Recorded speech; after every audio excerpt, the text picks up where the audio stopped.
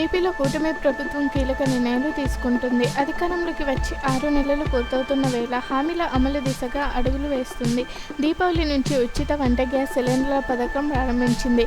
ఇంకా తాజా బడ్జెట్లో ఇతర పథకాలకు నిధులు కేటాయింపులు చేసింది. ఈ సమయంలో రైతులకు అన్నదాత సుఖీభావ పథకం కింద 20,000 చొప్పున ఇస్తామని హామీ ఇచ్చింది. ఈ పథకం అమలుపైన ప్రభుత్వం తాజాగా స్పష్టత ఇచ్చింది. తాము అధికారంలోకి వస్తే రైతులకు 20,000 చొప్పున సాయం అందిస్తామని ఎన్నికల వేళ కూటమి నేతలు హామీ ఇచ్చారు. అధికారంలోకి వచ్చిన తర్వాత గత ప్రభుత్వం వైఎస్ఆర్ రైతు భరోసా పేరుతో అమలు చేసిన పథకాన్ని అన్నదాత సుఖీభావగా మార్పు చేసింది. ఇప్పుడు ఈ పథకం అమలు కోసం రైతులు వేచి చూస్తున్నారు. కాగా ఈ పథకం అమలుపైన వ్యవసాయ శాఖ మంత్రి అచ్చెన్నాయుడు కీలక ప్రకటన చేశారు.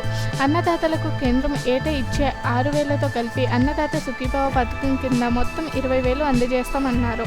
త్వరలోనే ఈ పథకాన్ని రాష్ట్రంలో అమలు చేసేలా కసరత్తు కొనసాగుతుందని వెల్లడించారు. ప్రభుత్వం తాజాగా ప్రతిపాదించిన బడ్జెట్లో మిగిలిన ఈ ఆర్థిక సంవత్సరానికి 4,500 కోట్లు కేటాయింపులు చేసింది.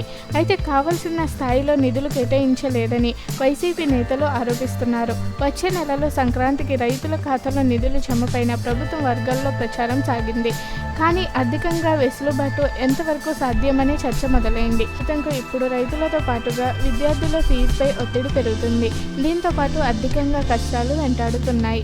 ఈ సమయంలో అన్నదాత సుఖీభావ అమలుపైన ఆచితూచి వ్యవహరిస్తుంది. సంక్రాంతికి అమలు చేయటమా లేక వచ్చే ఆర్థిక సంవత్సరంలో అమలు చేస్తారా అనేది స్పష్టత రావాల్సి ఉంది.